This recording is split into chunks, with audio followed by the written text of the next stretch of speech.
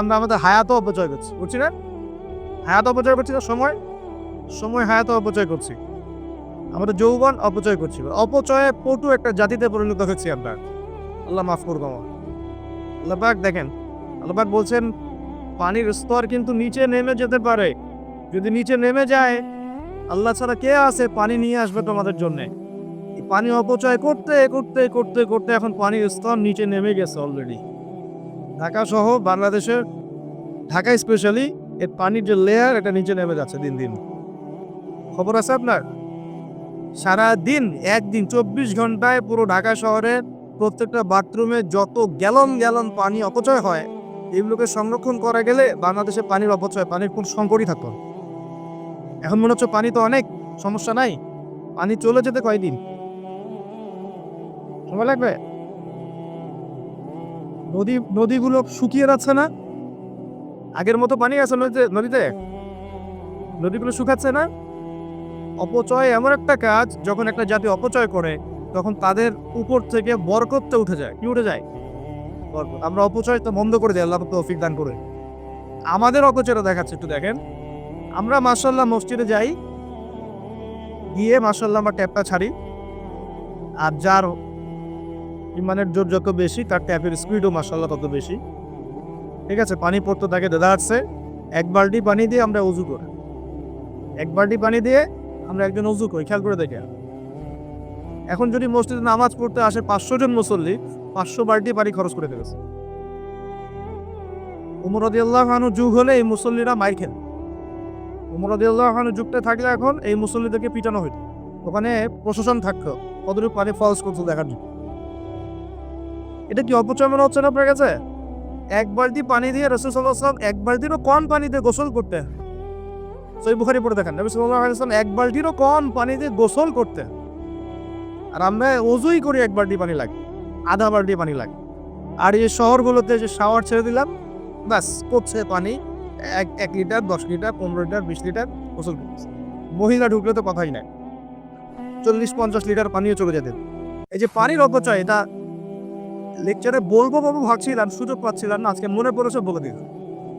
পানির অপচয় করেন না। আল্লাহ পাক কিন্তু পানির নিয়ামত নিয়ে নিতে পারে, পানির স্তর নিচে নেমে যেতে পারে, কিন্তু আল্লাহ পাক আমাদেরকে বোঝার তৌফিক দান করে। শুধু পানি না, কোনো সম্পত্তিরই অপচয় করবেন না, ব্যক্তিগতও না, রাষ্ট্রেরও না। সম্পত্তি সঞ্চয় করার চেষ্টা করেন, ইনশাআল্লাহ তাহলে সামনের যে দিনগুলো আসবে কঠিন, লাভ হবে আমার। কঠিন দিন যে সামনে আসছে এটা কি বিশ্বাস করেন না? বিশ্বাস করার দরকার নাই, যখন আসবে তখন বুঝেন। এখন শোনে, যুবক ভাইদেরকে বলছিলাম এবং যুবতীদেরকেও বলছে, স্পেশালি ইয়াং জেনারেশনে বেশি কাটতে বলছি। আল্লাহ পাকের এখানে দুইটা কথা আছে। একটা কথা, রাসূলের আদেশ যা যা আছে মানতে হবে, নিষেধ যা যা করেছেন বর্জন করতে হবে। স্টার্ট করেন ঘুম থেকে। ঘুমানোর সময় আপনি সূরা মুলক পড়েন। সূরা মুলক তেলাওয়াত করতে হলে কোরআন তেলাওয়াত করার আগে শিখতে হবে, তাই তো? সবাই জানি তো কোরআন তেলাওয়াত করা জানি? কনফিডেন্স নাই? কোরআন তেলাওয়াত করে জানেন না? আল্লাহ সবাইকে তৌফিক দেখ। আজকের মাহফিল সার্থক হবে যদি একটা ওয়াদা করে বাসায় যান, এই ওয়াদাটা পূরণ করতে পারেন। আজকের এই মাহফিল সফল করবেন। আগামী মার্চ মাসের মনে হয় 20-25 তারিখের দিক থেকে সম্ভবত রমজান শুরু হবে। ঠিক আছে, এটা কি মাস চলছে? ডিসেম্বর, জানুয়ারি, ফেব্রুয়ারি, মার্চ, 2 মাস বাকি আছে, 2-3 মাস বাকি আছে। এই 3 মাস সময়ের মধ্যে এই মাহফিলে উপস্থিত প্রত্যেক যুবক যুবতী বিশুদ্ধ করে কোরআন তেলাওয়াত করা শিখবেন, ওয়াদা করেন। আল্লাহর কাছে ওয়াদা করেন, শিখবেন ইনশাআল্লাহ। ইনশাআল্লাহ। শয়তান 3টা ধোঁকা দিবে। কয়টা ধোঁকা? আপনার শয়তান 3টা ধোঁকা দিবে, এটা সবাইকে দেয়, আপনাকেও দিবে। 1 নাম্বার ধোঁকা দিবে যে আমি অনেক জানি, আমার জানার দরকার নাই। কত শিখছি কোরআন তেলাওয়াত, বক্তব্যে পড়েছি, নুরানি পদ্ধতি পড়েছি, বৈজ্ঞানিক পদ্ধতি পড়েছি, হুজুরের কাছে পড়েছি, হ্যাঁ, তারাবির নামাজের আগে পরে পড়েছি, রমজানে পড়েছি, আমার জানার দরকার নেই, আমি অনেক জানি। এটা শয়তানের একটা ধোঁকা। ভালো করে পড়াশোনা করলে বুঝবেন যে আপনি কিছুই জানেন না এখনো। দ্বিতীয় ধোঁকা হচ্ছে, আপনাকে শয়তান ধোঁকা দিবে আমার অনেক বয়স হয়ে গেছে, আমি আর পারবো না। এই ধোঁকা দেয় নাই ভাই? আমার অনেক বয়স হয়ে গেছে, আমি আর পারবো না, আমার জিহ্বায় আসে না। জিহ্বায় না আসলেও পড়তে হবে, তাহলে আপনি ডাবল নেকি পাবেন ইনশাআল্লাহ। জিহ্বায় না আসলেও যারা করে ওই যাও ফিহি হাদিসে আসছে, মানে আটকে যায়। তারপরেও ওয়াহুর আলাইহি শাক্কুন, এটা তার উপর কঠিন হয়, তারপরেও সে চেষ্টা করে, ফালাহু আজরান, তার জন্য ডাবল পুরস্কার, ডাবল নেকি হবে ইনশাআল্লাহ। আরেকটা শয়তান ধোঁকা দিবে, এটা তোমাদেরকে দিবে, ইয়াংদেরকে, সেটা হলো অনেক সময় পড়ে আছে, এত তাড়াহুড়ার কিছু নাই, পরে শিখে নিবে। এই ধোঁকা দেয় নাই? এই ধোঁকা দিয়ে তো বয়স হয়ে গেল 25-30, এখনো 30টা কোরআনের আয়াত তুমি বলতে পারছো না। 30টা কোরআনের আয়াত তুমি জানো না, এটা তো ওই ধোঁকারই ফসল। তোমার আব্বা আম্মাতে আগে ধোঁকা দিয়েছে শয়তান, বাচ্চাটাকে আগে বড় করি, স্কুল কলেজ বিশ্ববিদ্যালয়টা শেষ হোক, তারপরে দেখা যাবে। ওই করতে করতে ছেলের বয়স হয়ে গেছে 25-30, এখনো ওজুন মাসআলা জানে না, নামাজের মাসআলাগুলো জানে না, ফরজ ওয়াজিব সুন্নত মুস্তাহাব বোঝে না, আর ইসলামের গভীর জ্ঞান তো অনেক দূরের কথা। কোরআন হাদিস আকীদা উসুল ফিকহ এগুলো তো অনেক পরের কথা। এখন সে দিন শেখার জন্য একটাই মাধ্যম সামনে পায়, Facebook YouTube, Facebook YouTube, that's all. Facebook YouTube মানে কি? ঢুকবে, দেখবে অমুক যা বললো তমুকের বিরুদ্ধে, আর তমুক যা বললো অমুকের বিরুদ্ধে, এই দেয়। এখানে শেখার তো তেমন কিছু নাই, আপনি তো এখানে সমালোচনা শিখবেন খালি। এখানে শিখবেন কিভাবে ওয়াজ মাহফিলে উঠে কাউকে তুচ্ছ তাচ্ছিল্য করতে হয়। আপনি শিখছেন এখানে কিভাবে একজন আরেকজনকে গালি দিচ্ছে, কিভাবে একদল আরেক দলকে গালি দিচ্ছে, কিভাবে এ তার বিরুদ্ধে বলছে, ও তার বিরুদ্ধে, এগুলো শিখছেন আপনি। তাহলে সঠিক শিক্ষা পাবেন কোথায়? এখানে ঈমান রিচার্জ করবেন, সঠিক শিক্ষাটা পাবেন কোথায়? আপনাকে তো আলেম ওলামার কাছে সুলভবদ্ধ যেতে হবে তো, এবং সিলেবাস ভিত্তিক পড়াশোনা করতে হবে তো। তাহলে শুধু এই ইন্টারনেটে ঢুকলে আপনি বিভ্রান্ত হয়ে যাবেন। ইন্টারনেট একটা ফিতনার জায়গা এখন, এটাকে মাধ্যম বানাতে পারেন আপনি, আপনি সহযোগী মাধ্যম বানাতে পারেন, কিন্তু একমাত্র মাধ্যম বানালেই সমস্যা আছে, আপনি শেষ, তখন সমস্যা হয়ে যাবে আপনার। এই কথাগুলো আমাদের বাস্তব জীবনের উপলব্ধি থেকে বলছি, ইনশাআল্লাহ আপনার জীবনে ফায়দা দিবে ইনশাআল্লাহ। প্রিয় যুবক ভাইরা, এই 3টা ধোঁকা থেকে বেঁচে থাকবেন। রাত্রেবেলা কি তেলাওয়াত করবে তাহলে? কোন সূরা? সূরা মুলক। আচ্ছা, ফজিলত কি কি ফজিলত? ইনশাআল্লাহ আপনাকে আল্লাহর রাব্বুল আলামিন এই সূরা তিলাওয়াতের বরকতে, এর ওসিলা ইনশাআল্লাহ কবরের আযাব থেকে বাঁচাবেন ইনশাআল্লাহ। কবরের আযাব সত্য না মিথ্যা? চোখে দেখা যায়? কোনো পরীক্ষাগারে প্রমাণ করা যায়? তাহলে পশ্চিমারা যে বলে পরীক্ষা নিরীক্ষা পর্যবেক্ষণ ছাড়া কোনো জ্ঞান নেওয়া যাবে না, তাহলে কি হবে? এই যে শিক্ষা ব্যবস্থা দাঁড়িয়ে আছে এখনকার এই দর্শনের উপরে, পরীক্ষা নিরীক্ষা পর্যবেক্ষণ চাক্ষুষ না দেখা পর্যন্ত কিছু বিশ্বাস করি। বিশ্বাস করেন তো আর আপনাকে বলবে ধর্মান্ধ হইবে। কি বলবে? কথা বুঝেন না আমরা? হ্যাঁ, ওদের ফিলোসফি অফ এডুকেশন, মানে আমরা বলি এটাকে এপিস্টিমোলজি, আমাদের ফিলোসফিতে বলতে এপিস্টিমোলজি মানে জ্ঞান তত্ত্ব। এই শব্দ অর্থ হচ্ছে কি? জ্ঞান তত্ত্ব। ওদের জ্ঞান তত্ত্ব হচ্ছে যেটা ভিজুয়াল না, আমরা যেটা দেখি না, এবং যেটা স্পর্শ করা যায় না, ইন্দ্রিয় দিয়ে উপলব্ধি করা যায় না, অনেক স্পর্শ করে বোঝা যায় না, গন্ধ নিয়ে বোঝা যায় না, তারপরে কঠিন তরল না বায়বীয় পরীক্ষা করা যায় না, পরীক্ষা নিরীক্ষা পর্যবেক্ষণের মাধ্যমে সিদ্ধান্তে আসা যায় না, এটাকে জ্ঞান বলে না। এটাকে এই সিঁড়িগুলো উত্তরানো যায়, তখন সেটা জ্ঞান ওদের দর্শনের। আপনাকে আপনি কি পড়বেন এখন? কবরের আযাব নাই তাহলে? এখন তো আপনাকে আল্লাহ পাকের কথায় বিশ্বাস করতে হচ্ছে না, গায়েবে বিশ্বাস করতে হচ্ছে। আর এখন আপনি যখন গায়েবে বিশ্বাস করতে যাবেন, ওরাই আপনাকে তকমা দিয়ে দিবে তো ধর্মান্ধ, এবং ওয়ার্ল্ড আপনাকে আক্রমণ করবে তখন। যেমন মুসলিমদেরকে এখন আক্রমণ করছে না এগুলো দিয়ে, এগুলো এমনি এমনি আসে নাই, এটা পরিকল্পিত। আপনার ভিত্তিটাকে নড়িয়ে দিবে, তাই তো। আসলেই তো আল্লাহকে তো দেখি না, ফেরেশতা তো দেখি না, জিন জাতিকে তো দেখি নাই, আত্মা তো দেখি না, কবরের আযাব তো দেখি না, কেন বিশ্বাস করবো না? এই জন্য দেখবেন একটা প্রজন্ম তৈরি হচ্ছে এখন, ওরা বলে যে আমি তো আল্লাহ কোরআন এগুলো তো খুব একটা বিশ্বাস করি না, আমি তো দেখি না। আচ্ছা না, আবার লোকজন আশপাশে আপনার এদের সংখ্যা বাড়ছে না কমছে? দিন দিন বাড়ছে। হয়তো আপনার কাছে মনে হচ্ছে যে এদের সংখ্যা হয়তো বেশি না, কিন্তু দিন দিন বাড়ছে। একটা তথ্য দিয়ে যে আপনাদেরকে শোনেন, বিগত 100 বছরে, কত বছরে? বিগত 100 বছরে বিশ্বের 3টা দর্শন খুব চলেছে। কয়টা দর্শন? একটা হচ্ছে এলিমিনেশন, ওরা বলে কি এলিমিনেশন, মানে কনসেপ্ট অফ গড, মানে আল্লাহর বিশ্বাসটাকে সরিয়ে দেয়া, এটাকে এলিমিনেট করা। দেখবেন পশ্চিমারা সহ এই উন্নত সভ্যতা, সো-কল্ড উন্নত সভ্যতা, এটা কিন্তু আল্লাহ বিশ্বাস করে। তারা নাস্তিকতার আদর্শ ছড়িয়ে দিচ্ছে, কিন্তু তারা বিজ্ঞানে বিশ্বাস করে, আল্লাহ বিশ্বাস করে না। কিন্তু আর বিজ্ঞান যদি বলে কবরের আযাব বলে কিছু আছে, ওরা বিশ্বাস করবে, অবশ্যই বিশ্বাস করবে। আল্লাহ যদি বলেন কবরের শাস্তি আছে, তারা বিশ্বাস করবে। আমার কথা বোঝাতে পারছি? আচ্ছা, এটা একটা। 2 নম্বর হচ্ছে ম্যাটেরিয়ালিজম, মানে বস্তুবাদিতা। আর মানুষকে দুনিয়া, খাও দাও ফুর্তি করো, ব্যাংক ব্যালেন্স, টাকা পয়সা, জমি জমা, স্ট্যাটাস, এইটুকুর মধ্যে সীমাবদ্ধ করেছে। চিন্তাগুলোকে এর মধ্যে সীমাবদ্ধ করেছে। পরকাল, পরকালের জীবন, ওইখানে জবাবদিহিতা, আল্লাহর সামনে দাঁড়ানো, এগুলো বাকি, এগুলো পরে। মানুষকে দুনিয়া দুনিয়া দুনিয়ার দিকে ফোকাস করেছে। দেখেন না এখন ফ্লাইওভারে দাঁড়াবেন, দেখবেন ছুটছে, সারাদিন ছুটছে কিসের পিছনে? পরকালই, দুনিয়ার পিছনে। অল্প কিছু মানুষ আছে যারা একটু ধর্মান্ধ টাইপের নাকি, তারা ছোটে ধর্মের দিকে।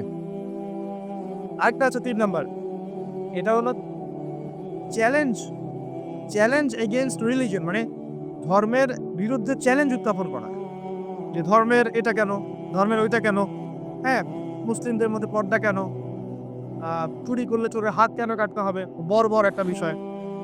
তারপরে ইসলামে বহু বিবাহ কেন, ঠিক আছে, তারপরে বিয়ের এক্সাক্ট কোনো বয়স নাই কেন, মানে এই যে কনসেপ্ট থ্রো করছে না, এগুলো চ্যালেঞ্জ, রিলিজিয়নকে চ্যালেঞ্জ করা, এই দর্শনটা ছড়িয়ে দেওয়া হয়েছে বিগত 100 বছর।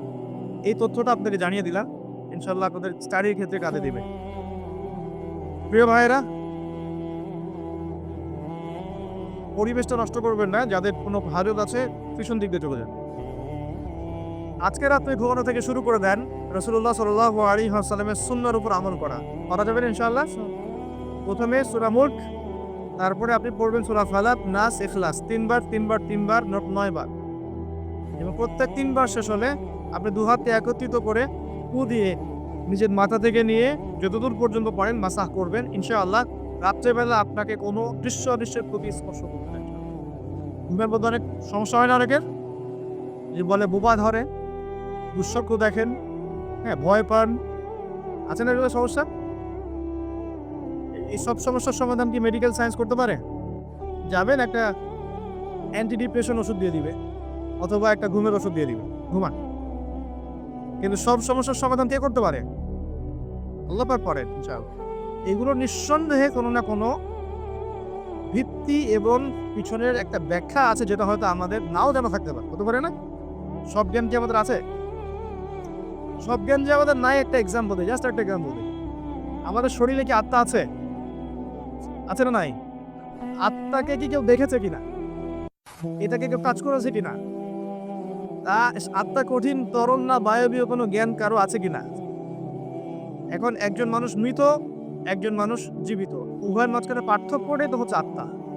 একজন মানুষ মৃত, তার মধ্যে আত্মাটা নাই, আর যে মানুষটা জীবিত তার মধ্যে কি আছে? রূহ বা আত্মা আছে। আল্লাহ পাক এই সম্পর্কে কি বলছেন? আল্লাহ বলছেন সূরা বনী ইসরাঈলে, ইয়াসআলুনাকা আনির রূহ, হে নবী, তারা তোমাকে রূহ বা আত্মা সম্পর্কে জিজ্ঞেস করে। কুলির রূহু মিন আমরি রাব্বি, তুমি বলে দাও হে নবী, রূহ হচ্ছে তোমার রবের একটা আদেশ মাত্র। কি একটা আদেশ? আদেশে এসেছে, আদেশে চলে যাবে, কোনো কারণ লাগে নাকি? আমরা কারণ ব্যাখ্যা করতে চাই, এটাকে বলে কার্যকারণ তত্ত্ব। প্রত্যেকটা কাজের পিছনে একটা কারণ ব্যাখ্যা করি, হ্যাঁ, এটা কেন হলো এই কারণে, এটা কেন হলো এই কারণে, এটাকে বলে কার্যকারণ তত্ত্ব। আল্লাহ পাকের হুকুমে মানুষ যে মারা যাচ্ছে, এর পিছনে কোনো কারণ লাগে না। এই একটা মানুষ হাঁটছে ডেড, আর আমরা বলে দিলাম হৃদযন্ত্রের ক্রিয়া বন্ধ হয়ে মারা গেছে, এই তো, এই কথা তো। ক্রিয়াটা বন্ধ হলো কিভাবে? ভালোই তো ছিল, হঠাৎ করে কি হলো? কার হুকুমে হলো? ওটা কোনো হুকুমদাতা নাই, এই কনসেপ্টটাই তো বিশ্বাস করছে না। রূহ বলে কিছু একটা আছে না, এই রূহের কি ব্যাখ্যা আমি করতে পারবো? এই জ্ঞান কি আমার আছে? আল্লাহ বলছে, ওয়া মা উতীতু মিনাল ইলমি ইল্লা কলিলা, এই বিষয়ে তোমাদেরকে খুবই কম জ্ঞান দেওয়া হয়েছে, জ্ঞানই দেওয়া হয়। জ্ঞান কে দেয়? নাকি সব জ্ঞান আমরা অ্যাচিভ করি? জ্ঞানতাত্ত্বিক দর্শন শোনেন, কিছু মানুষ বলেছে সুদীর্ঘকাল ধরে মানুষ বুদ্ধি থেকে জ্ঞান পায়। কি থেকে পায়? বুদ্ধি থেকে। আবার কিছু মানুষ বলেছে মানুষ অভিজ্ঞতা থেকে জ্ঞান পায়। কি থেকে? অভিজ্ঞতা হয়েছে, জ্ঞান পেয়েছে, আগে জানতেন না এখন জানছেন। এখানে বিষয়টা কি? এই চূড়ান্ত বক্তব্যটা কি? চূড়ান্ত বক্তব্য দিয়েছে ইসলাম। ইসলাম বলছে ওয়াকুলিল হাক্কু মির রাব্বিকুম, হক বা সত্য রবের পক্ষ থেকে আসে। সূরা বাকারায় আছে ওয়া আল্লামা আদামা আল-আসমাআ কুল্লাহা, আল্লাহ পাক আদম আলাইহিস সালামকে সমস্ত নাম শিক্ষা দিয়েছেন। সূরা আলাকে আছে আল্লামাল ইনসান মা লাম ইয়ালাম, মানুষকে সেই জ্ঞান শিক্ষা দিয়েছেন যা মানুষ জানতো না। জ্ঞানকে শিক্ষা দিয়েছেন, জ্ঞানকে শিক্ষা দিয়েছেন, মানে জ্ঞান কার পক্ষ থেকে আসে? এখানে একটা কথা মনে রাখবেন, আপনার যদি অনেক বড় ডিগ্রি সার্টিফিকেটও থাকে, যদি হৃদয়টা পরিচ্ছন্ন না হয়, হৃদয়ে নূর না থাকে, আল্লাহর মারিফত বসিরা না থাকে, তাহলে কিন্তু আল্লাহর পক্ষ থেকে জ্ঞান পাওয়া খুব ডিফিকাল্ট। কাগজের কিছু জ্ঞান পেতে পারেন, তথ্য পেতে পারেন, ইনফরমেশন পেতে পারেন, প্রকৃত জ্ঞান পাওয়া খুব টাফ আছে। আল্লাহ পাক বোঝার তৌফিক দান করুন। সূরা ফালাক নাস ক্লাস করবেন, সূরা মুলক করবেন, ওযু করার কথা বলেছি। এর পাশাপাশি আপনি সূরা কাফিরুন পড়বেন। কোন সূরা? কোনটা বলেন তো? প্রথম লাইন কি? কুল ইয়া আইয়ুহাল কাফিরুন। মাশাআল্লাহ। আচ্ছা, এই সূরাটা ফজিলত আছে। যদি আপনি প্রত্যেক রাতে সূরা কাফিরুন পড়েন ঘুমানোর আগে, ইনশাআল্লাহ তাআলা আল্লাহ পাক আপনাকে আমাকে শিরকের পথ থেকে বাঁচিয়ে রাখবেন ইনশাআল্লাহ। কিসের পাপ? শিরকের পাপ কি সবচেয়ে বড় পাপ না ছোট পাপ? একটা হাদিস বলে দেই, ইনশাআল্লাহ যথেষ্ট হবে। রাসূলুল্লাহ সাল্লাল্লাহু আলাইহি ওয়াসাল্লামকে আল্লাহ পাক একটা ওয়াদা করেছেন। কি ওয়াদা করেছেন? আল্লাহ পাক বলছেন মিরাজের রাতে, হে নবী মুহাম্মদ সাল্লাল্লাহু আলাইহি ওয়াসাল্লাম, তোমার উম্মতের মধ্যে কোনো ব্যক্তি যদি, তোমার উম্মতের মধ্যে যে কোনো ব্যক্তি যদি আসমান জমিন সমান পাপ নিয়ে আমার সামনে হাজির হয়, কিন্তু আমার সাথে কাউকে শরিক করেনি, শিরকের পাপ নাই, আমি আল্লাহ তার সামনে আসমান জমিন সমান গুনাহ, আসমান জমিন সমান ক্ষমা নিয়ে হাজির হব। কথা কি বুঝতে পারছেন? অনেক পাপ করেছেন আপনি, পাপের শেষ নাই, কিন্তু আপনি শিরকের পাপ করেন নাই। ইনশাআল্লাহ একদিন না একদিন আপনি জান্নাতে যাবেন ইনশাআল্লাহ। আল্লাহ পাক সমস্ত পাপ মাফ করতে পারেন, কোন পাপ ছাড়ান? শিরক। তওবা করলে এখনই মাফ করতে পারেন ইনশাআল্লাহ। তো এই শিরকের পাপ থেকে আপনাকে বাঁচাবে কোন সূরা? সূরা কাফিরুন। তিলাওয়াত করেন, দেখবেন শিরক আপনি চিনে ফেলবেন ইনশাআল্লাহ, সেখান থেকে আপনি দূরে থাকতে পারবেন ইনশাআল্লাহ। আর শিরক থেকে বাঁচার জন্য একটা কিতাব আমি সাজেস্ট করেছি অনেকবার, কিতাবুত তাওহীদ। কোন কিতাব? কিতাবুত তাওহীদ। এর শারাহ বা ব্যাখ্যা আছে, অনেকগুলো প্রকাশনা থেকে বের হয়েছে, কিনতে পারেন। বাংলায় অনুবাদ করা আছে, বইটা পড়তে পারেন। তবে বইটা একটু কঠিন, অনেকে হয়তো বুঝতে পারবেন না সবকিছু। যেটাই বুঝবেন না, স্থানীয় বড় আলেম যিনি আছেন, হকপন্থী আলেম, তার কাছে গিয়ে জিজ্ঞাসা করুন। একা একা পণ্ডিত হতে যাবেন, একা একা পণ্ডিত হয়ে গেলে সমস্যা। ওই যে এক শ্রেণী বের হয়ে গেছে যে কোরআন মানলেই হবে, হাদিস মানার কোনো দরকার নেই, আছে না? হ্যাঁ, এই যে বেশি পণ্ডিত এখানে কোরআনের দলিলকে অগ্রাহ্য করলো। আল্লাহ যে বলছেন রাসূল যা দিয়েছেন নাও, রাসূলের দেওয়াগুলো পাবো কোথায়? রাসূল যা দিয়েছেন সেগুলোকে কোরআনে আছে নাকি? রাসূল যেগুলো দিয়েছেন ওগুলো কোথায় আছে? রাসূল যেগুলো থেকে নিষেধ করেছেন ওগুলো কোরআনে আছে নাকি? রাসূল যেগুলো নিষেধ করেছে কোথায় আছে?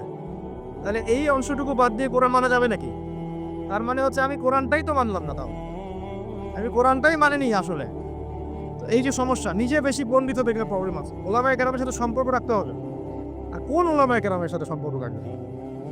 আরে সকালের ফতোয়া দুপুরের একটা পিটানিতে রাত্রে চেঞ্জ হয়ে যায়। সকালে একটা ফতোয়া দিয়েছে, ওই ফতোয়া দেওয়ার কারণে দুপুরে একটা মাই খাইছে, রাত্রেবেলা সেই ফতোয়া চেঞ্জ, অপন্থী হয়ে গেল। এমন বহু আছে, মানে এমন কিছু মতাদর্শ নিয়ে চলে যেগুলো নিয়ে চললে জীবনে কোনো বাধা বিপত্তির অবকাশ নাই। সারা জীবন দাওয়াতি কাজ করেই যাবে, কেউ একটু শব্দও করবে না তার বিরুদ্ধে। রাসূলুল্লাহ সাল্লাল্লাহু আলাইহি ওয়াসাল্লামকে 23 বছরে এত মার খেতে হলো কেন তাহলে? আমাকে একটা প্রশ্নের উত্তর দেন। লা ইলাহা ইল্লাল্লাহ এর দাওয়াত তো নবী সাল্লাল্লাহু আলাইহি ওয়াসাল্লামও দিয়েছেন, আর আমিও দিচ্ছি, আপনিও দিচ্ছেন। রাসূলুল্লাহ সাল্লাল্লাহু আলাইহি ওয়াসাল্লামের উপরে এত বাধা বিপত্তি নির্যাতন নিপীড়ন নেমে আসে, আর আপনার ঘরে এত এত এত অর্থ সম্পদ করিয়ে আসতেছে, ঘটনাটা কোথায়? আর এই লা ইলাহা ইল্লাল্লাহ গুলোর মধ্যে নিশ্চয়ই পার্থক্য দেখা যাচ্ছে। কথা মানে বোঝেন না? যেই লা ইলাহা ইল্লাল্লাহ এর দাওয়াত দেওয়ার জন্য নবী সাল্লাল্লাহু আলাইহি ওয়াসাল্লামকে গালি খেতে হয়েছে 15টা। কয়টা বলেন? 15টা গালি খেতে হয়েছে। আর রাহিবুল মাকতুম বই পড়ে দেখেন, যেই লা ইলাহা ইল্লাল্লাহ এর দাওয়াত দেওয়ার কারণে রাসূলকে 16 বার হত্যা করার চেষ্টা করা হয়েছে। কতবার? পড়েন সিরাতের বই পাবেন। মক্কা বিজয়ের সময় তাওয়াফ করার সময়ও তাকে হত্যার চেষ্টা করা হয়েছে। যেই লা ইলাহা ইল্লাল্লাহ দাওয়াত দেওয়ার জন্য নবী সাল্লাল্লাহু আলাইহি ওয়াসাল্লামের ঘাড়ে উটের নাড়ি ভুঁড়ি চাপিয়ে দেওয়া হয়েছে, দেশান্তরিত করা হয়েছে। তায়েফের মানুষ ইটপাটকেল নিক্ষেপ করেছে, রক্ত ঝরেছে, সেই একই লা ইলাহা ইল্লাল্লাহের দাওয়াত দেওয়ার পরে আমার ঘরে বিলিয়ন বিলিয়ন ডলার আসতেছে। সমস্যা কোথায়? তাহলে সমস্যা কোন জায়গায়? নিঃসন্দেহে উভয় লা ইলাহা ইল্লাল্লাহের মধ্যে পার্থক্য আছে। হ্যাঁ, আমি এমন লা ইলাহা ইল্লাল্লাহ দাওয়াত দিচ্ছি যে দাওয়াত দিলে কোনো সমস্যা নাই। আমি সব তরকারিতেই চলবো, পার পেয়ে যাবো ইনশাআল্লাহ। আর যদি হকপন্থী লা ইলাহা ইল্লাল্লাহের দাওয়াত দিতে যান তাহলে সমস্যা আছে। আল্লাহ রাব্বুল আলামিন আমাদেরকে সৎ কাজের আদেশের সাথে সাথে অসৎ কাজে নিষেধ করার তৌফিক দান করুন। বিশ্বাস করেন নবী সাল্লাল্লাহু আলাইহি ওয়াসাল্লাম যদি সারা জীবন বলতেন সুবহানাল্লাহ পড়লে এত নেকি হয়, আলহামদুলিল্লাহ পড়লে এত নেকি হয়, আল্লাহু আকবার পড়লে এত নেকি হয়, কোনো সমস্যা হওয়ার কথা ছিল না।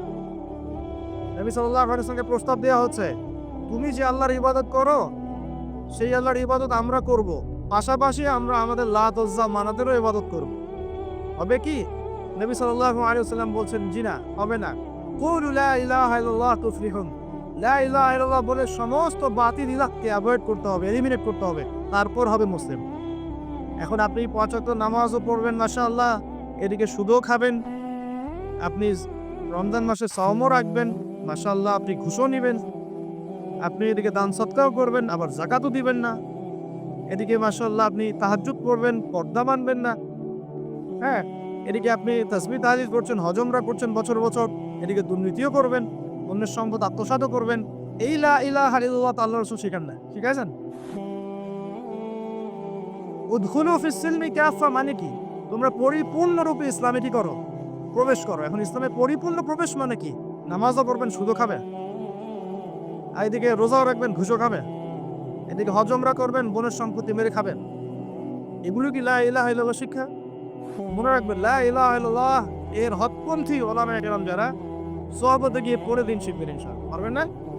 এটা চেনার জন্য আপনাকে এত কষ্ট করতে হবে না, এত কষ্টের প্রয়োজন নাই। খালি দেখবেন কাদের দাওয়াতে বাধা বিপত্তি নেমে আসে আর কাদের আসে না। এতটুকু চোখ কান খোলা রাখলেই বুঝতে পারবেন ইনশাআল্লাহ আযজা ওয়া জাল্লা। এই জন্য একজন মজলুম বলেছিলেন যে তাকে মৃত্যুর সময় বলা হচ্ছে কালিমা পড়েন। কি পড়েন? কালিমা পড়েন। সে বলছে যে আমাকে কোন কালিমা পড়তে বলছে?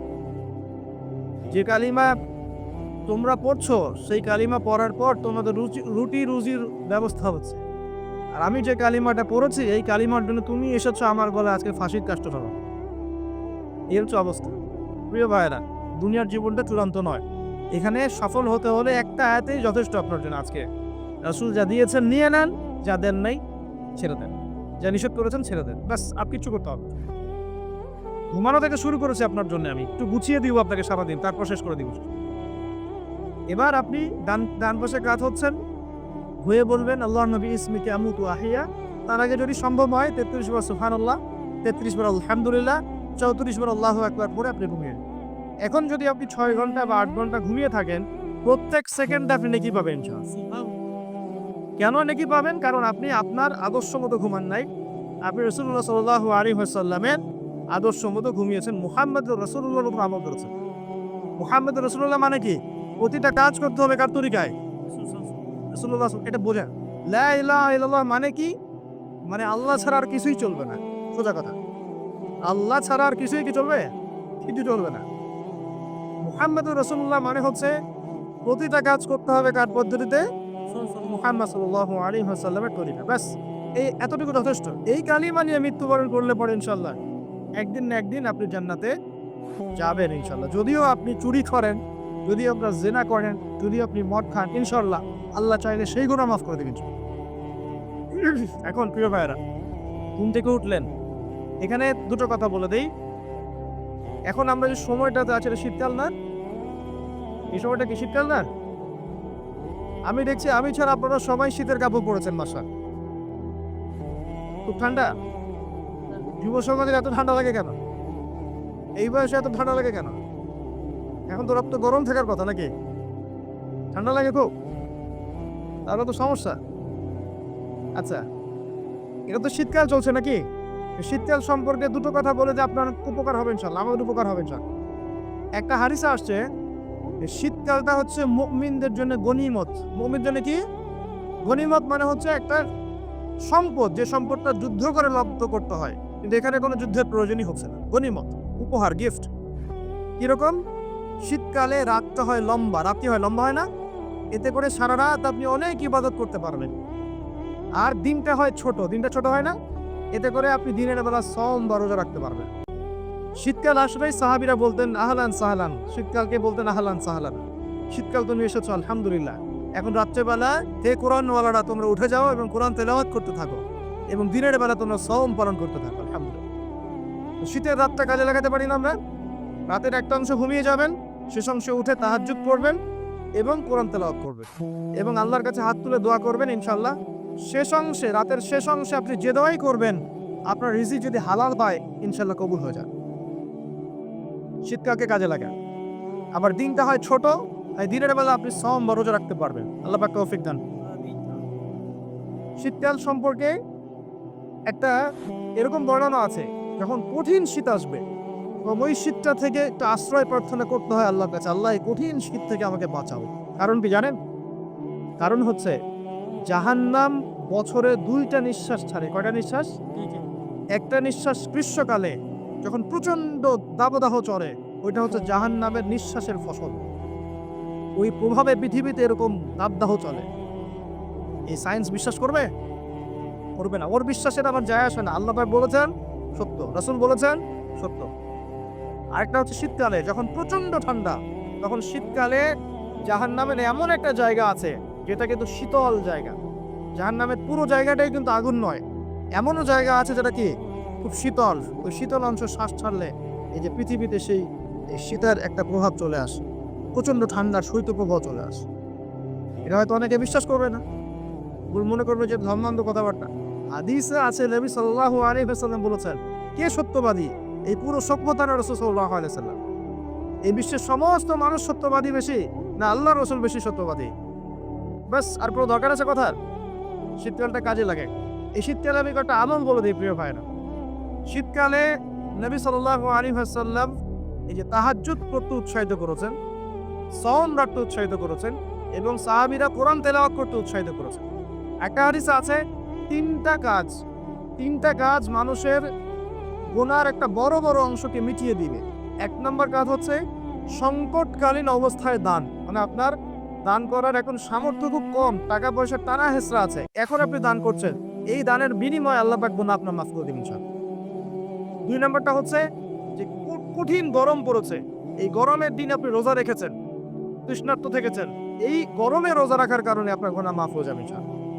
আরেকটা কাজ হচ্ছে প্রচন্ড শীতকাল, এই যে এখন শীতকাল পড়ছে, এই শীতকালে আপনি ঠান্ডা পানিতে ওযু করছেন কষ্ট করে, এই ওযুর বদৌলতে আপনার গুনাহগুলো মাফ হয়ে যাবে ইনশাআল্লাহ। এই 3টা কাজ শীতকালে পাওয়া যাচ্ছে না? 3 নম্বর কাজটা শীতকালে পাওয়া যাচ্ছে না, যে শীতের সময় পূর্ণাঙ্গ রূপে ওযু করলে আপনার গুনাহগুলো মাফ হয়ে যাবে ইনশাআল্লাহ। শীতকালে মাশাআল্লাহ আমাদের ওয়াজ মাহফিলগুলো হবে, ওয়াজ মাহফিলগুলোতে অ্যাটেন্ড করবেন, ঈমান রিচার্জ করবেন, রাতের বেলা তাহাজ্জুদ করবেন ইনশাআল্লাহ। তাড়াতাড়ি ঘুমিয়ে যাবেন যাতে করে শেষ রাতে আপনি উঠতে পারেন। রাতটা লম্বা হবে, একটা অংশে কোরআন তেলাওয়াত করবেন, একটা অংশে দোয়া করবেন ইনশাআল্লাহ তাআলা। আল্লাহ পাক দুনিয়া আখিরাতের যত হাজত আপনার পূর্ণ করে দিবেন। আর দিনের বেলা সম্ভব হলে সওম রাখবেন। একটা কাজ আমাদের করা উচিত, তা আমি মাহফিলের মাধ্যমে অ্যানাউন্স করছি। আমাদের উচিত শীতকালে আশপাশে যে দরিদ্র শীতার্থ মানুষগুলো আছে, স্পেশালি গ্রামাঞ্চলে, দেশের উত্তরাঞ্চলে কিন্তু প্রচুর শীত পড়ে, এরকম বিভিন্ন অঞ্চলে কিন্তু প্রচুর শীতার্থ মানুষ আছেন। এই শীতার্থ মানুষদের জন্য সামর্থ্যবানদের উচিত হবে শীত বস্ত্রের ব্যবস্থা করা। কম্বল হোক, অন্যান্য গরম কাপড় হোক, এগুলোর ব্যবস্থা করে বিভিন্ন ফাউন্ডেশন বা সংগঠন বা পলিটিক্যাল অ্যাসোসিয়েশন বা মসজিদ মাদ্রাসা এগুলোর উদ্যোগে এই শীত বস্ত্রগুলো মানুষের মাঝে বিতরণ করার চেষ্টা করতে হবে ইনশাআল্লাহ। করা যাবে না ইনশাআল্লাহ? আমরাও নিয়াত করছি ইনশাআল্লাহ এই শীতে আমরা পুরো বাংলাদেশ ব্যাপী আমাদের সামর্থ্য অনুযায়ী মানুষের সাদাকাগুলোকে কালেক্ট করে আমরা শীতবস্ত্র বিতরণ করবো ইনশাআল্লাহ। আমরা রিকোয়েস্ট করবো আপনাদের দানের হাতটাকে প্রশস্ত করুন। আপনি মনে রাখবেন, কখনো যদি দেখেন যে আমার নামে বা আমাদের ফেসবুক আইডি ইউজ করে, পোস্টকে ইউজ করে কেউ দান সৎকা চাচ্ছে, এনশিওর না হওয়া পর্যন্ত কেউ দান করবে। এরকম প্রচুর প্রতারক ফ্রড বের হয়েছে যারা আমাদের নাম ইউজ করে কিন্তু মানুষের কাছে টাকা পয়সা চাওয়ার চেষ্টা করছে।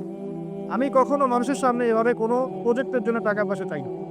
যদি চাই এইভাবে জনসমক্ষে এসে বলবো যে এই প্রজেক্টের জন্য কাজ। মানে এখন যেটা বললাম, ইনশাআল্লাহ শীতকালে আমরা শীত বস্ত্র বিতরণ করব, যার যার সামর্থ্য আছে আমাদের অফিসিয়াল পেজে, আমাদের সব নাম্বারগুলো, অ্যাকাউন্ট নাম্বারগুলো দেওয়া হবে, সেখানে আপনারা পাঠাবেন, আমরা বিতরণ করবো ইনশাআল্লাহ। এবং সেটা সম্পূর্ণ আমার নিজের তত্ত্বাবধান চলবে ইনশাআল্লাহ তাআলা। এখন এই কাজগুলো শুধু আমরা করব না, আপনারাও করবেন। বিভিন্ন সংগঠন থেকে করবেন, আপনাদের মসজিদ থেকে করবেন, মাদ্রাসা থেকে করবেন, পলিটিক্যাল অ্যাসোসিয়েশন থেকে করবেন, ধর্মীয় সংগঠনগুলো থেকে করবেন। এতে করে কি হবে জানেন? নবী সাল্লাল্লাহু আলাইহি ওয়াসাল্লাম বলেছেন, আপনি যদি কোনো বান্দা যদি অন্য মুসলিম ভাইয়ের কোনো হাজত প্রয়োজন পূরণ করে দেয়, আল্লাহ রাব্বুল আলামিন কিয়ামতের মাঠে তার হাজত পূরণ করে দিবেন ইনশাআল্লাহ। অন্য বর্ণনায় আছে দুনিয়া এবং আখিরাতে আল্লাহ পাক তার হাজত পূরণ করে দিবেন ইনশাআল্লাহ। একটা হাদিসে এসেছে, একজন বান্দা যতক্ষণ মুসলিম ভাইয়ের প্রয়োজন পূরণ করে, আল্লাহ রাব্বুল আলামিন ততক্ষণ পর্যন্ত তার প্রয়োজন পূরণ করে দিবেন। অন্যের মুখে হাসি ফোটানোর নিমিত্তে এই শীতার্থ মানুষগুলোর পাশে আমাদের দাঁড়ানো উচিত। আল্লাহ পাক আমাদেরকে তৌফিক এনায়েত করুন। শীতকালে এই কাজগুলো করবে। আর শীতকালে কিন্তু কিছু কিছু নোংরামি কাজ হয়, এই কাজগুলোও বর্জন করতে হবে। পারবো না ইনশাআল্লাহ? এক নম্বর নোংরামিটা হচ্ছে, শীতকালে দেখবেন এমন কিছু মানে অনুষ্ঠানের আয়োজন করা হয় যেগুলোতে অপসংস্কৃতির বাদ্যযন্ত্র বাজতে থাকে। স্পেশালি দেখবেন গ্রামে গঞ্জে কিছু কিছু পিকনিক আয়োজন করে, এগুলোতে দেখবেন এমন গান বাজনা বাজায়, ডিজে গান বাজায়, যে মানুষের সারা রাত ঘুম হারাম হয়ে গেছে। হয় না এরকম? এরকম হয়। ঐতিহ্য রক্ষা করতে সমস্যা নাই। শীতকালে আমাদের এখানে পিঠার উৎসব হতো না? তারপরে আমাদের এই যে একটা নবান্ন উৎসব হতো না? একটা দেশীয় লোকজ ঐতিহ্য থাকে, সেগুলো পালন করতে সমস্যা নেই, যতক্ষণ পর্যন্ত সেগুলোর মধ্যে কোনো শিরক বেদাত বা হারাম না ঢুকছে, এগুলো পালন করতে সমস্যা নেই। কিন্তু আপনি পিকনিক করবেন, এখানে রিভার্স মিউজিক প্লে করবেন, ডিজে বাজাবেন, মানুষের ঘুম নষ্ট করবেন, হারাম করবেন, এটা কি ইসলাম জায়েজ করেছে নাকি? এই কাজগুলো শীতে বেশি হয়, সতর্ক থাকবেন। শীতে আবার দেখি আমরা অনেকেই কি করি, ব্যাডমিন্টন খেলেন, তাই না? সরকারি লাইন থেকে একদম মাশাআল্লাহ ইলেকট্রিক লাইন নিয়ে যদি খেলতে হয়, নিজের বাড়ির লাইন থেকে খেলেন, নিজের বাসা থেকে লাইন নিয়ে খেলেন। আমি উৎসাহিত করছি, কারণ এটা আপনার ফিজিক্যাল স্ট্যামিনার বাড়াবে, অ্যাটলিস্ট আপনার শরীর চর্চা হবে। ঠিক আছে, আপনার শরীর চর্চার দরকার আছে। তো মোবাইলের সামনে বসে বসে সময় নষ্ট করার চলে ভালো আছে, ঠিক আছে, কিন্তু আপনি চুরি করে লাইন নেবেন না কারণ। তারপর শীতকালে দেখবেন কি হয়, বেশি বেশি মাদকের আসর বসে শীতকালে। ঠান্ডা তো, শীতকালে বেশি বেশি মাদক দ্রব্যের আসর বসে, খেয়াল করে দেখবেন। এগুলো থেকে আমরা যুব সমাজকে বাঁচাতে হবে। শীতকালে জেনা বেড়ে যায়, কিন্তু শীতকালে দেখবেন জেনা বেড়ে যায়, এটা একটা অ্যাডাল্ট ওয়ার্ড, কিন্তু আপনি বুঝবেন শীতকালে এগুলো বেড়ে যায়। আল্লাহ পাক এই যুব সমাজকে জেনা থেকে বাঁচিয়ে রাখুন। শীতকালে দেখবেন কনসার্ট বাড়ে, কিছু কনসার্ট বাড়ে না, এবং মিউজিক্যাল কনসার্ট বাড়ে, দেখবেন মানুষ স্টেজে উঠে একদম কি লাফালাফি শুরু করে, কি মিউজিকগুলো প্লে করে, মানুষকে উন্মাদনের মধ্যে রেখে দেয়, এবং হাজারে না লক্ষ লক্ষ যুবক সেই কনসার্টগুলোতে যায়। এগুলো থেকে বেঁচে থাকবেন, বরং প্রয়োজনে ওয়াজ মাহফিলগুলোতে এসে ইমানকে রিচার্জ করেন। আল্লাহ পাক তৌফিক এনায়েত করুন। আমরা শীতকালটাকে মূল্যায়ন করি, হায়াতটাকে মূল্যায়ন করি, ইনশাআল্লাহ তাআলা এই শীত আমাদের জীবনে বরকত নিয়ে আসবে ইনশাআল্লাহ। আল্লাহ রাব্বুল আলামিন এর ওসিলে আমাদের গুনাহগুলো মাফ করবেন, বেশি বেশি নেক আমলের তৌফিক দিবেন, যাতে করে পরপরটা সুন্দর হয় ইনশাআল্লাহ। আল্লাহ রাব্বুল আলামিন সবাইকে তৌফিক এনায়েত করুন, আমিন। আমরা চাই যে আমরা সবাই একসাথেই জান্নাতে যাই, কিন্তু এভাবে হবে না। যেভাবে আমরা ব্যাখ্যা করছি ইসলামকে, এভাবে হবে না। আমরা ব্যাখ্যা করছি ইসলামের অর্থনীতি নাই, ইসলাম ওই নামাজ রোজা হজ যাকাত চলবে, তাসবিহ তাহলিল চলবে, অর্থনীতিতে আমি যা ইচ্ছা তাই করবো, অর্থনীতিতে আমি যা ইচ্ছা তাই করবো, সুদ খাবো, ঘুষ খাবো, দুর্নীতি করবো, যা ইচ্ছা তাই করবো। এই ব্যক্তি মুসলিম নয়। আবার অনেকে মনে করছেন কোরআন সুন্নায় আমরা নামাজ রোজা হজ যাকাত এগুলো করবো, সংস্কৃতির মধ্যে ইসলাম আমার দরকার নাই, ওটা আমি বুঝবো আমার মতো করে, কি পোশাক পরবো কি করবো না, কোন পোশাক পরা যাবে কোনটা যাবে না, হ্যাঁ, কোথায় নাচবো কোথায় গাবো কোথায় ঢাকঢোল পিটাবো, এটা আমরা বুঝবো। ইসলাম এটা নিয়ে কথা বলতে পারবে না। এটা কি আপনার চিন্তা চলতো না? অনেকে বলছে শিক্ষা নিয়ে ইসলাম কথা বলবে কেন? আমরা যা ভালো বুঝি সেটাই। আপনি তাসবিহ তাহলিল করেন, নামাজ রোজা হজ যাকাত করেন, এটাই কি ইসলাম? শিক্ষার আয়াত দিয়ে ওহী শুরু হয়েছে, ইকরা বিসমি রাব্বিকাল্লাযী খালাক। কোরআনের পরতে পরতে জ্ঞান আর জ্ঞান, জ্ঞান আর জ্ঞান, এটা তো বাহার কাল বাহার, সমুদ্রের মতো, যার এক ফোঁটাও আমরা অর্জন করতে পারি নাই। কোনো আলেম দাবি করতে পারে না যে আমি কোরআনের গভীরে ঢুকে গেছি, সবাই বলে যে আমি এক ফোঁটাও অর্জন করতে পারি নাই। অনেকে বলেন যে ইসলামের জায়গায় চলবে, আমাদের কি বলে পলিটিক্সের জায়গায় চলবে। কেন ভাই? আল্লাহ রাব্বুল আলামিন কি কোরআন সুন্নাহ সব নাযিল করেন নাই? হ্যাঁ, এটা আমি বুঝি, এটা বিশ্বাস করি এবং মানছি যে বিশ্বের প্রেক্ষাপটে সবকিছু ইম্পোজ করা সম্ভব না, এটা আমরা মানি। বুঝতে পারছি, বিকজ বিশ্বটা এখন শাসন করছে কারা? বলেন দেখি কারা শাসন করছে? জায়নিস্টরা। জায়নিস্ট কারা? পশ্চিমাদের মধ্যে একটা অ্যালায়েন্স আছে, ইহুদি খ্রিস্টান। সব ইহুদি, সব খ্রিস্টান, জায়নিস্ট না। এই শব্দটা কি আগে খুব বেশি শুনেছেন, ইদানিং শোনেন? এই শব্দগুলো বলার কারণেই এত গালিগালাজ খেতে হচ্ছে, এত গীবত, তহমত, এত অপবাদ আসতেছে, এইগুলো বলার কারণে। আমি যদি আপনাদেরকে খালি ফজিলত বয়ান করা শুরু করি, আমাকে মাথায় নিয়ে নাচবে সবাই। সুবহানাল্লাহ পড়লে এত নেকি হয়, আলহামদুলিল্লাহ পড়লে এত নেকি হয়। সারা জীবন এগুলোই শিখবেন। একজন অফিসার আমাকে বলছিলেন যে ওযু আর গোসল শেখানো যায় না, এগুলো নিয়ে কথা বলার কি দরকার? তা বললাম, স্যার আপনার বয়স কত? যে 45। তো 45 আপনি ওযু গোসল শেখেন নাই, আমাকে আবার শেখাতে হবে? সারা জীবন কি ওযু আর গোসলই শিখে যাবেন নাকি? তারা চিন্তা চেতনা এরকম যে ইসলাম এভাবেই চলবে। পুরো বিশ্বটা নিয়ন্ত্রণ করতেছে এখন এরা। শুধু কি বিশ্বের পলিটিক্স থেকে শুরু করে অর্থনীতি, সমরনীতি, অস্ত্রশস্ত্র, মিডিয়া, প্রযুক্তি সবই নিয়ন্ত্রণ করতেছে। এই অবস্থাতে তো আমরা আসলে 100% ইসলাম পালন করতে পারছি না, এটা সত্য কথা। কিন্তু আপনার আকীদা, বিশ্বাস তো থাকবে যে না, ইসলাম পরিপূর্ণ। এখন পারছি না, ইনশাল্লাহ চেষ্টা চালিয়ে যাব। আজকে পারতেছি না, 100 বছর পরে পারবো ইনশাল্লাহ। এরকম তো চেতনা থাকতে পারে নাকি? আর যদি গা ঢিলা দিয়ে দিই, আরে এখন আর সম্ভব না, এখন ইসলাম শুধু আমি নামাজই পড়বো, আর কিছু করার নাই, আমার কিছু বলাও যাবে না, জনমত তৈরি করা যাবে না, তাহলে তো আর কিছু হলো না। বিগত 100 বছরে আমাদের এই অবস্থা হয়েছে। এটাকে আমরা বলি, আমরা ওয়ার্ল্ড অ্যাফেয়ার্সের ভাষায় বলি যে মনস্তাত্ত্বিক পরাজয়। কি এটা? মনস্তাত্ত্বিক পরাজয়। আমরা হেরে গেছি, মনস্তাত্ত্বিকভাবে হেরে গেছি। তো ইনশাআল্লাহ আল্লাহ পাক আমরা যদি সফল নাও হই, আল্লাহ পাক ইনশাআল্লাহ এমন জেনারেশন নিয়ে আসবেন যারা সফল হবে। শুনে রাখা উচিত যে পরিস্থিতি কেমন এবং সমাধানের পথ কি। আমরা করতে না পারি, আমাদের বাচ্চারা করবে, না হলে তাদের বাচ্চারা করবে। আপনারা একটা জিনিস দেখেন, আমি একটু আগে শাহরুখ খান, সালমান খানের কথা বলছি না, এখন আপনি কিছু মুভিজ দেখেন, এখন কিছু মুভিজ রিলিজ করা হচ্ছে, আমি দেখিনি, শুনেছি এবং কিছু কিছু ভাই আমাকে জানিয়েছে। এখন এমন কিছু মুভিজ রিলিজ করা হচ্ছে যেগুলো দিয়ে বোঝানো হচ্ছে মুসলমানরা খারাপ, মুসলমানদের শাসনটা খারাপ ছিল পুরো বিশ্বে, স্পেশালি সাবকন্টিনেন্টে। তারা বোঝাতে যাচ্ছে, ওদের জেনারেশনকে তারা শিক্ষা দিতে যাচ্ছে, মুসলমানরা যারা সারা বিশ্ব শাসন করেছিল, মোগলরা, আফগানরা, হ্যাঁ, টার্কিশরা ইত্যাদি ইত্যাদি, এরা ভালো ছিল না, এদের সময়ে মানুষ জুলুমের শিকার হয়েছে। এখন যেখানে মুসলমান পাবা ওদেরকে ডমিনেট করবা এবং তোমরা এদের বিরুদ্ধে তোমাদের আন্দোলন চালিয়ে যাবে, এটা কিন্তু ওরা শিখাচ্ছে মুভির মাধ্যমে। এখন এমন মুভিজ বের করতেছে ওরা দিন দিন, আপনারা জানেন, এগুলো হয়তো আপনারা ঘাটাঘাটি করলে আপনারা পাবেন চোখের সামনে। আমার কাছে তথ্য আসছে, আমি খালি বলবো। এগুলো সংস্কৃতি দিয়ে ব্রেন ওয়াশ করা হচ্ছে মানুষের, এবং ওদের মতাদর্শী যারা, ওদেরকে ইন্সপায়ার করা হচ্ছে যে মুসলমানদের এগেইনস্টে তোমরা অবস্থান নাও, শক্ত হও। আর আমরা ওই যে টিকটক, ওই যে ফেসবুক, ওই ইউটিউব স্ক্রলিং, নামাজের নাম নাই, কোরআন তেলাওয়াত তো নাই, কোরআন পড়তেও জানে না, হাদিসের কিতাব কখনো খুলেও দেখে না। সপ্তাহে একদিন করে যে একজন আলেমের কাছে গিয়ে একটু বসবে, পরামর্শ করবে, হুজুর কি অবস্থা, আমি কিভাবে চলবো, এইটুকু ফিকির নাই। মাথায় ঢুকিয়ে দেওয়া হয়েছে মেয়ে, নেশা, একটু পলিটিক্যাল পাওয়ার জন্য মারামারি করা, হুইস্টিক নিয়ে মারামারি করা, 2-4 টাকা মারতে পারলে পদ উন্নত হবে। হ্যাঁ, আমি ভাই সোজা সাপটা কথা বলার মানুষ, আপনার ভালো লাগলে লাগলো, না লাগলে কিছু করার নেই। এগুলোই হচ্ছে। কিন্তু আমি আপনার শুভাকাঙ্ক্ষী, আমি আপনাকে ঘৃণা করি না, আমি আপনাকে ভালোবাসি, মহব্বত করি বলেই কথাটা বলছি। আমরা যাকে মহব্বত করি তাকে শাসন করি।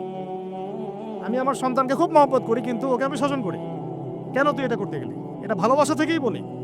কেন আপনি হকি স্টিক নিয়ে মারামারি করতে গেলেন? হলে মারামারি করতে গেলেন কেন? পলিটিক্যাল পাওয়ারের জন্য? ওইটা অ্যাচিভ করলেই আপনি কি করতে পারবেন? এতে কি আল্লাহর কাছে আপনার মর্যাদা বাড়বে? বরং একটা মাজলুমকে যদি একটা আঘাত করেন, এই আঘাতের মূল্য কিয়ামতের মাঠে হলেও শোধ করতে হবে আপনাকে।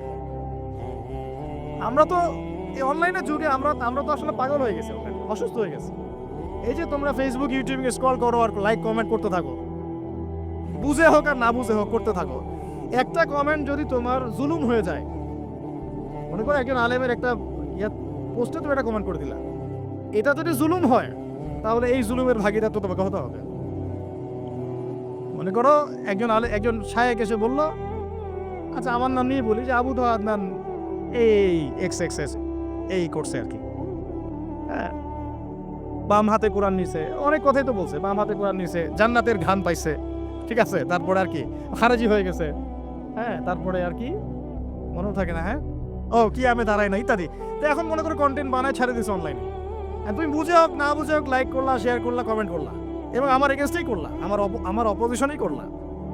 এখন আমি যদি মজলুম হয়ে থাকি, তুমি এখন কিভাবে পার পাবা?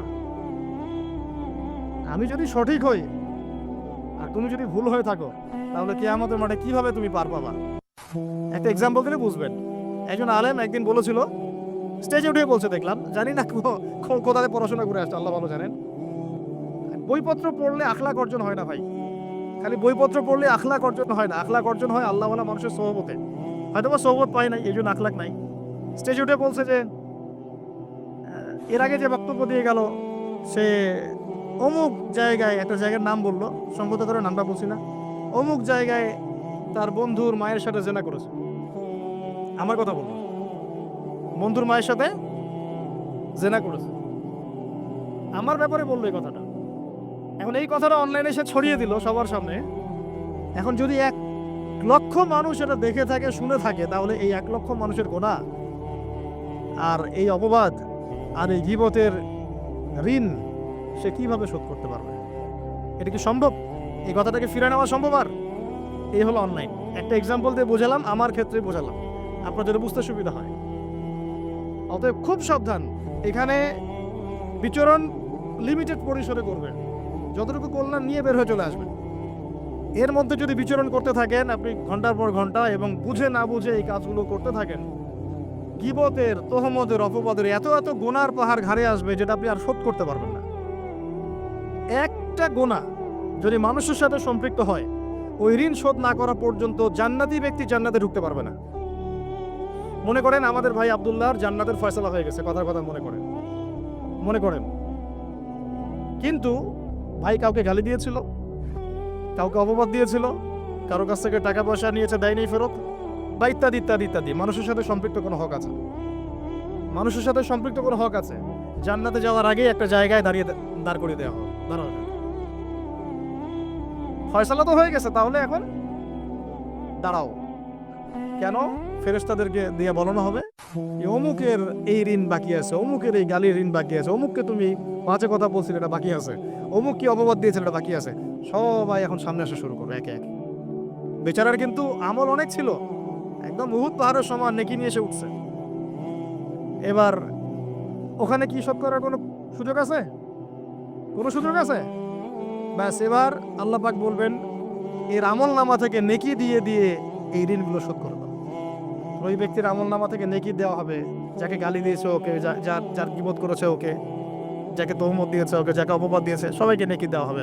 দিতে দিতে দিতে নেকি শেষ যদি হয়ে যায়, তখন না, নেকি শেষ হয়ে গেলে ওদের গুনাহ আবার এর ঘাড়ে চাপানো। আল্লাহ রাব্বুল আলামিনের বিচার একদম সূক্ষ্ম। আল্লাহ পাক কিন্তু গফুর রহিম, একই সাথে শাদীদুল ইকাব। আল্লাহ পাক পরম করুণাময়, অসীম দয়ালু, আবার কঠিন শাস্তিদাতাও বটে।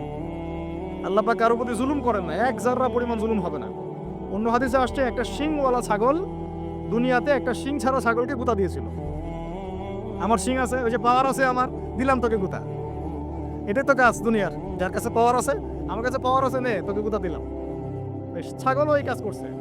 আল্লাহ পাক কিয়ামতের মাঠে ওই শিংহীন ছাগলকে শিং দিয়ে বলবেন এবার একে গুতা দিয়ে পরিশোধ করো।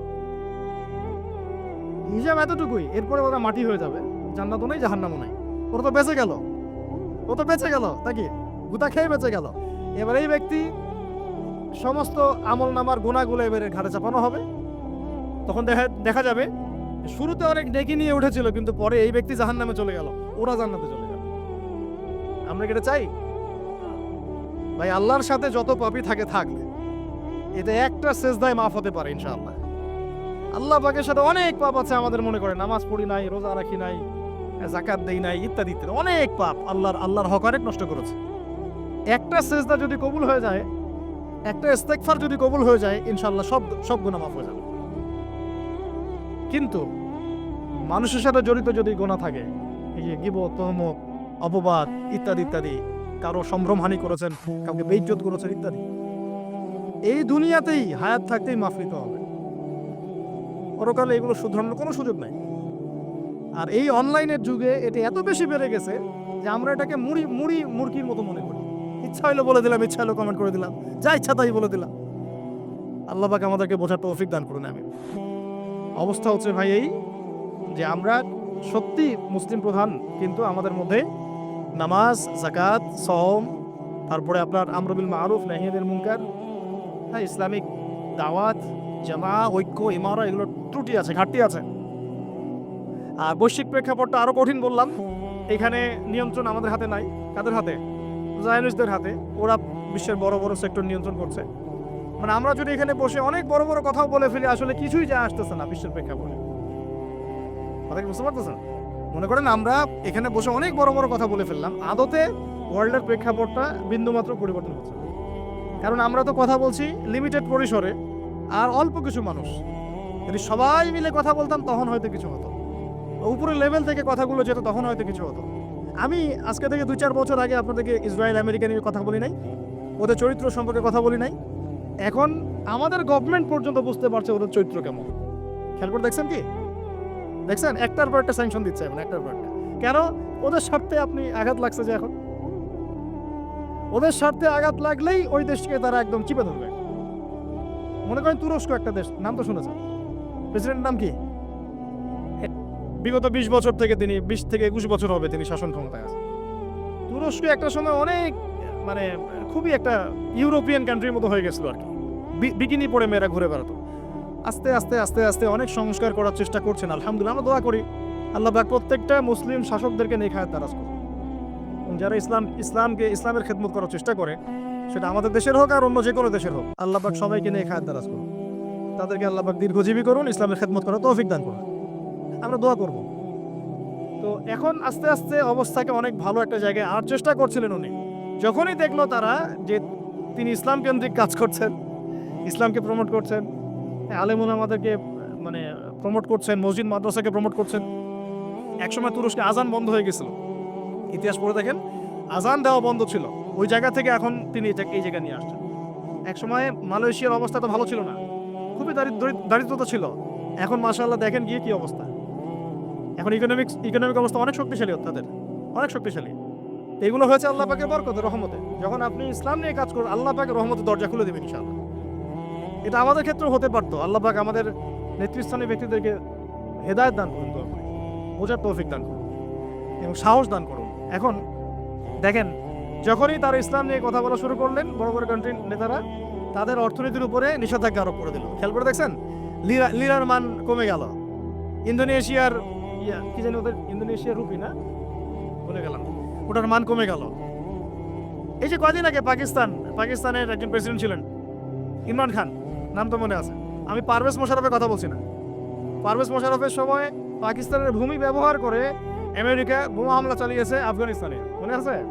ওরা এরকম পলিটিক্স করে, কোন একটা জায়গায় যদি আক্রমণ করতে হয় তার পাশে আগে পরিস্থিতি তৈরি করে, পরিবেশ তৈরি করে। আগে পারভেজ মোশাররফকে ক্ষমতায় বসিয়েছে, তারপরে ওই জায়গাটা দখল করে ওইখানে বেস ক্যাম্প স্থাপন করে আফগান থেকে বোম মারা শুরু করেছে। সেই আফগান কি পড়ে গেছে? এখনকার রিপোর্ট দেখেন, এই চলতি সিজনে সবচেয়ে টাকার মান এখন ওদের বেশি। টাকার মান অন্যদের কমছে, কিন্তু ওদেরটা কমে নাই, বেড়ে গেছে। সবচেয়ে সফল কারেন্সি বলা হচ্ছে ওদের কারেন্সিকে। কেন? এর ভিতরে ঢুকলে অনেক গভীরে ঢুকতে হবে, আমি ওদিকে যেতে চাচ্ছি না, অনেক গভীরে ঢুকতে হবে। মূল কথা হচ্ছে ইমানের কারণে, জাজবার কারণে তারা কি মাথা নত করেছিল আমেরিকার সামনে? বরং আমি শুনেছি, এটাও শোনা কথা, আমি আলেমদের কাছে শুনেছি, সেখানে প্রতি 5টা ঘরে ঘরে একজন করে শহীদ পাবেন। আপনি প্রতি 5টা ঘরে ঘরে একজন করে শহীদ পাবেন। ঘরে ঘরে দেখবেন কারো হাত নাই, কারো পা নাই। ওই যে দীর্ঘদিন বোম্বিং করেছে, এবং এগুলো নাকি তারা মানবতার কল্যাণে করেছিল, গণতন্ত্র প্রতিষ্ঠার জন্য করেছিল। পরে তাদের কাছে নাকানি চুপানি খেয়ে পালাতে হলো।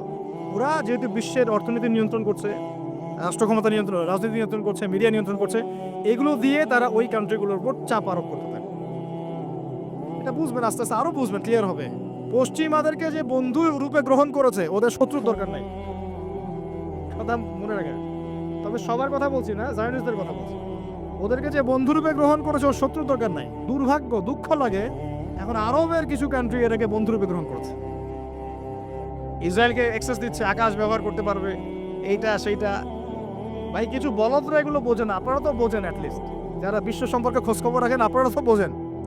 আমাদের দেশে কিছু বলদও আছে যারা এগুলো বুঝতে চায় না। তারা মনে করে এগুলো আমরা মিথ্যা কথা বলছি। ওয়ার্ল্ড অ্যাফেয়ার্স পড়াশোনা করে দেখেন, বিসিএস কোচিং করে দেখেন, জিও পলিটিক্স পড়ে দেখেন, মধ্যপ্রাচ্যের উপর এখন ইসরায়েল এবং পশ্চিমাদের একটা চরম দাপট চলতেছে। তেল নিয়ন্ত্রণ করতেছে, মিসাইলস নিয়ন্ত্রণ করতেছে, ডলারকে এই যে পেট্রো ডলার নিয়ন্ত্রণ করতেছে, আকাশপথ ব্যবহার করতেছে। কোনো কোনো কান্ট্রি তো ইসরায়েলকে স্বীকৃতিও দিল না কয়দিন আগে, তরোয়াল নিয়ে নাচতেছে। মাশাআল্লাহ, সুবহানাল্লাহ। যে রাসূল সাল্লাল্লাহু আলাইহি ওয়াসাল্লাম ইন্তেকালের কয়েকদিন আগে বলে গেলেন, এই যে আমার হাতে সিরাতের বই আছে, ইন্তেকালের কয়েকদিন আগে, শেষ সময় মানুষ গুরুত্বপূর্ণ নসিহত করে কিনা, শেষ সময় মানুষ যে নসিহত করে সেটা গুরুত্বপূর্ণ কিনা। ইন্তেকালের কয়েকদিন আগে নবীজি বলে গেলেন মদিনা থেকে সব ইহুদিদেরকে বের করে দিবে। কে বলে গেছেন? আর তাদের সাথে আমরা বন্ধুত্ব করতেছি। সুবহান, আমরা মদের বার ওপেন করে দিচ্ছি, হেলোইন উৎসব করতেছি, আরো কত কি করতেছে। আল্লাহ পাক এগুলো ধ্বংস হবে। বিশ্বাস করেন, আল্লাহ এবং তার রাসূলের সাথে গাদ্দারি করে কেউ সফল হতে পারবে না। যদি হেদায়েত না হয়, আল্লাহ ভালো জানেন। কিন্তু এগুলো কুরআন এবং সুন্নাহ রাসূল সাল্লাল্লাহু আলাইহি ওয়াসাল্লামের আদর্শের সম্পূর্ণ খেলাফ কাজ। পলিটিক্যাল অ্যাফেয়ার্স আর বন্ধুত্ব এক জিনিস না। বন্ধুত্ব কেন করবো আমি ওদের সাথে? আল্লাহ পাক কুরআনে কি বলেছেন? সূরা মাইদায় সম্ভবত 51 নম্বর আয়াতে আছে, ইয়া আইয়ুহাল্লাযীনা আমানু লা তাত্তাখিযুল ইয়াহুদা ওয়ান নাসারা আউলিয়া। এটা কি কোরআনে নাই?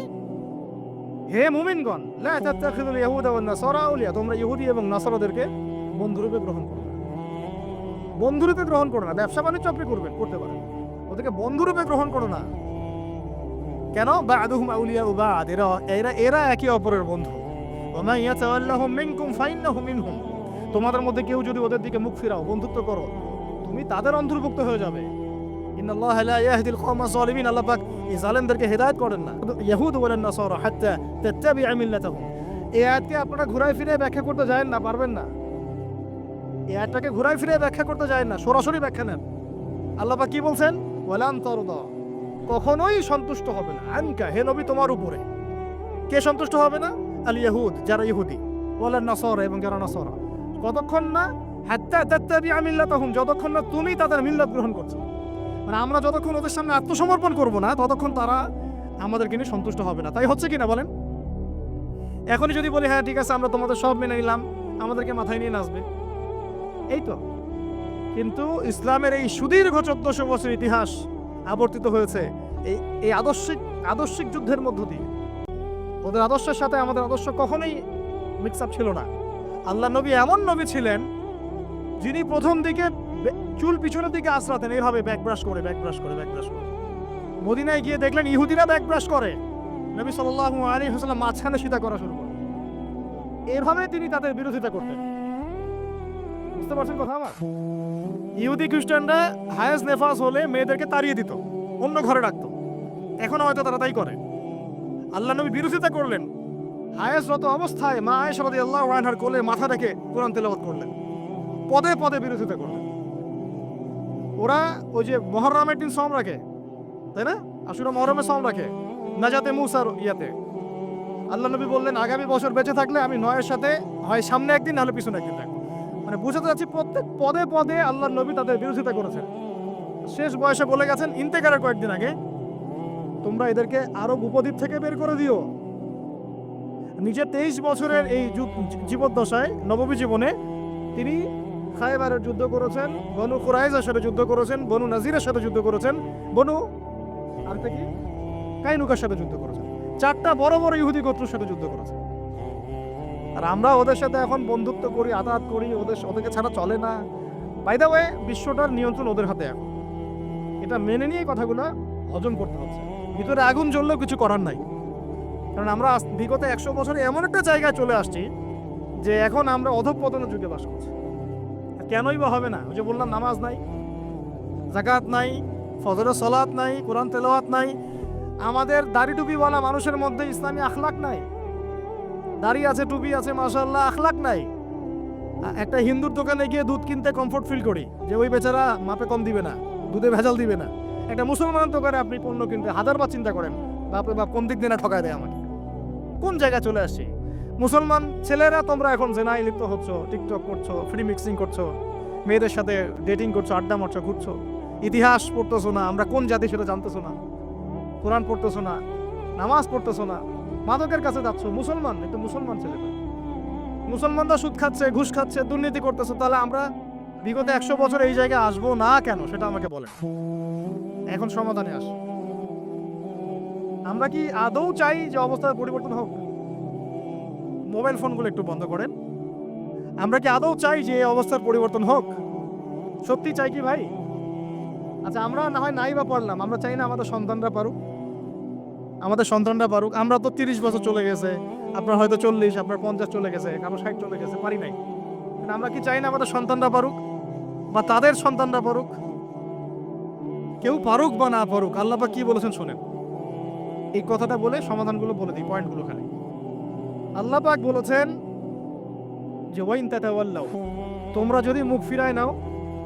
ও তার আগে আল্লাহ বলেছেন, সূরা মুহাম্মাদে আছে, ইন তানসুরুল্লাহ ইয়ানসুরুকুম ওয়া ইউসাব্বিত আকদামাকুম, তোমরা যদি আল্লাহকে সাহায্য করো, আল্লাহর দ্বীনকে সাহায্য করো, আল্লাহ পাক তোমাদেরকে সাহায্য করবে ইনশাআল্লাহ। শর্ত আছে একটা, এমনি এমনি সাহায্য আসবে না। কখন সাহায্য আসবে বলেন? যখন আমরা আল্লাহর দ্বীনকে সাহায্য করব। বলেন তো আমরা আমাদের আল্লাহর দ্বীনকে কতটুকু সাহায্য করছি নিজ নিজ জায়গা থেকে?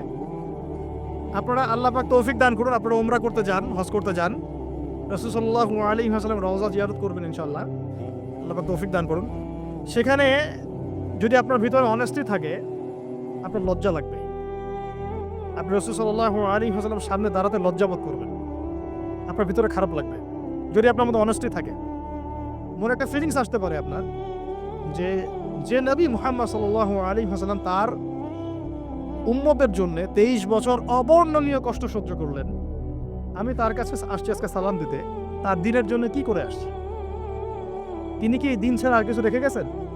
তাহলে আমরা তার দিনের জন্য কি করলাম, কতটুকু করতে পারলাম?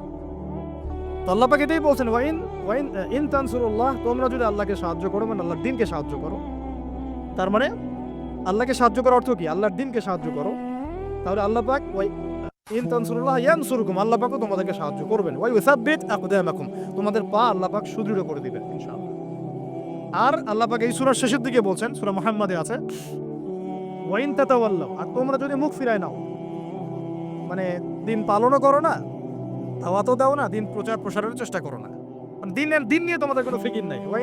ওয়াইন তাতাওয়াল্লাউ, মুখ ফিরায় নাও যদি, আল্লাহ পাক কি করবেন? ইস্তাবদিল কওমান গায়রাকুম, আল্লাহ পাক তোমাদেরকে সরাই দিয়ে নতুন একটা কওম নিয়ে আসবেন ইনশাআল্লাহ। আমাদের কোনো প্রয়োজন আছে আল্লাহ পাকের? আমরা না থাকলে কি মহাবিশ্বে খুব ক্ষতি হয়ে যাবে? আমরাই যারা এখানে বসে কথা বলছি, আমরা যতক্ষণে কথা বলছি, এই 1 ঘন্টাতে পৃথিবী কিন্তু ঘুরে গেছে অনেক দূর, সময় চলে গেছে। আমরা পরকালের দিকে আগায় গেছি, একটু কবরের দিকে আগায় গেছি, তাই না? কিয়ামতের দিকে আগায় গেছি। আমরা যদি এখন পৃথিবীতে নাই বা থাকতাম, পৃথিবীর কোনো ক্ষতি হতো? ঘূর্ণন কমে যাইতো? সুবহানাল্লাহ। এটা বুঝতে হবে প্রিয় ভাই। একটা ফিকির করবেন খালি বাসায় গিয়ে, যে আপনি না থাকলে কারো কিছু আসে যায় কি না। কালকে যদি আমরা কেউ না থাকি, আল্লাহ না করুক পৃথিবীতে, তাহলে কারো কি কিছু এসে যাবে কিনা? আপনার বাবার, আপনার মায়ের, আপনার ভাইয়ের, আপনার বোনের, আপনার বসের, আপনার স্ত্রীর, আপনার সন্তানের, কারো কিছু আসবে না। এটা এভাবেই চলতে থাকবে। আপনার জায়গায় আবার কেউ আসবে, তাই কি না? এরকমই আপনার জমি অন্য কেউ নিবে, আপনার ব্যবসা অন্য কেউ দেখবে, এগুলোই হবে। সো আমরা যদি এইটুকু বুঝতে পারি, তখন আপনার মধ্যে চেতনা আসবে ইনশাআল্লাহ, আমার জীবনটা আল্লাহর জন্যে, আমি আল্লাহর দিন পালন করব, আমল করব, দিনের জ্ঞান অর্জন করব, প্রচার করব, দাওয়াতি কাজ করব। আল্লাহ পাক আমার হাতে যদি দিনের বিজয় দেন তাই হবে, যদি না হয় এই পথে চেষ্টা করতে করতে শাহাদাত বরণ করবো ইনশাআল্লাহ। এই চিন্তা থাকবে, তখন আপনার জীবনে একটা মোটিভ থাকবে। এখন কি জীবনে কোনো মোটিভ বা গোল আছে? হ্যাঁ, এখন গোল আছে, চাকরি, ব্যবসা, জমি, সুন্দরী নারী, এই তো। এখন প্রথম কথা হচ্ছে, যদি আমরা চাই যে আল্লাহ পাক আমাদেরকে সরায় দিয়ে নতুন কম নিয়ে আসুক, সুম্মা লা ইয়াকুনু আমসালাকুম, তারা তোমাদের মতো হবে না। আমরা যদি আমাদের সৌভাগ্য অর্জন করতে চাই যে আল্লাহ পাক আমার দ্বারাই সেই খেদমতটা নেক, হ্যাঁ, আমরা নিজেদেরকে প্রমাণ করে দেখাই, তাহলে এই কয়েকটা কাজ মনোযোগের সাথে করার চেষ্টা করতে হবে। আল্লাহ পাক তৌফিক দান করে, আমিন।